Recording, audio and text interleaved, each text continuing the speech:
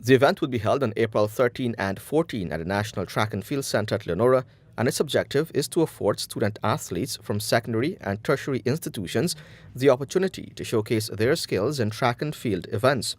The planning committee met for the first time this week, and recommendations and issues from the previous two editions of the event were discussed and addressed with the aim of making this year's festival better. We are trying to see if we can have an international flair to the event. So we have invited schools from Barbados and Suriname to attend this year. We had positive response from Suriname so far. We are also trying to have at the event schools represented.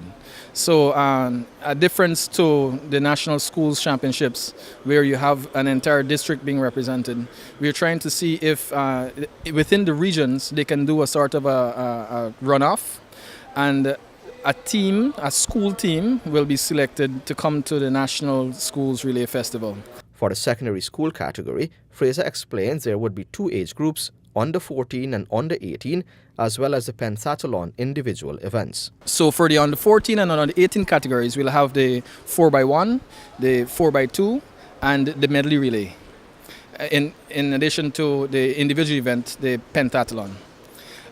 For tertiary institutions, last year we had only two events, the 4x1 and the medley relay. This year we've added the 4x4 to the tertiary institutions competition, and we were hoping to see maybe a new champion, because for the first 2 years the University of Guyana took home the trophies. Fraser further explained that the event will undergo some changes this year, especially with regards to its format. First 2 years we had issues with daylight.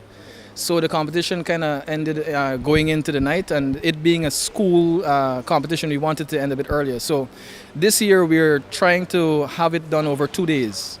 So on the 13th of April, Friday the 13th of April, we will be having the heats for all of the events.